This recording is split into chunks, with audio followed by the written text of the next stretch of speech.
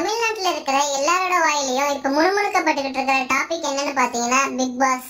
இத்தனை நாளா மக்கள் கண்ணுல பட்டு மாட்டிக்காம இருக்கிற ஒரே விஷயம் தான் பிக் பாஸ் வீட்ல இருக்கிற ஸ்மோக்கிங் ரூம். அதாங்க சிகரெட் பிடிக்கிற ரூம். இந்த ரூம் கண்டிப்பா சிகரெட் பிடிக்கிறது மட்டும்தான் நமக்கு தெரிஞ்ச விஷயம் தான். ஆனா இப்போ இங்க யார் யாரெல்லாம் சிகரெட் பிடிக்கிறான்றதுதான் இப்போதைய ட்ரெண்டிங் டாபிக்கா போய்கிட்டு இருக்கு. இதுல முதல்ல மாற்றுறது யாருன்னு பாத்தீங்கன்னா நம்ம காதல் மன்னன் ஆரவ் தான். இத நாங்க சொல்லலைங்க, ஜூலியாவே சொல்லியிருக்காங்க.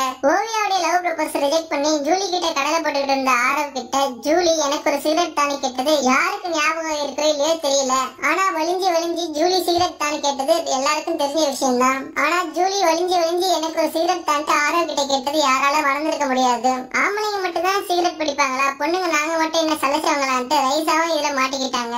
இதையும் நாங்க சொல்லலைங்க, போன வாரத்தோட எபிசோட்ல பிக் பாஸே அந்த காட்சியை போட்டு காட்டியிருக்காரு. காலையில ஓவியா ஸ்மோக்கிங் ரூம்ல ஒரு தவளையை பார்த்துட்டு பேசுற மாதிரி ஒரு எபிசோட் இருந்ததுல அதாங்க நம்ம ஜூலி கூட டாய்லெட் கிளீன் பண்ற கிளவுஸ் போட்டுட்டு வந்து அந்த தவளையை பிடிச்சு வெளியில விட்டாங்களே, அது யாருக்காகன்றது உங்களுக்கு தெரியுமான்னு தெரியல, நம்ம ரைசாக்காக தான். ரைசா ஸ்மோக்கிங் ரூம்ல சிகரெட் பிடிச்சிட்டு இருந்தப்ப தவளையை பார்த்து பயந்துட்டு இருக்காங்க. உடனே ஓவியா அங்க வந்து ரைசா கிட்ட அந்த தவளை அங்கேயே தான் இருக்கு, சிகரெட்டோடைய புகையை பார்த்துதான் அது துள்ளி குதிக்குதுன்னு சொன்னாங்க.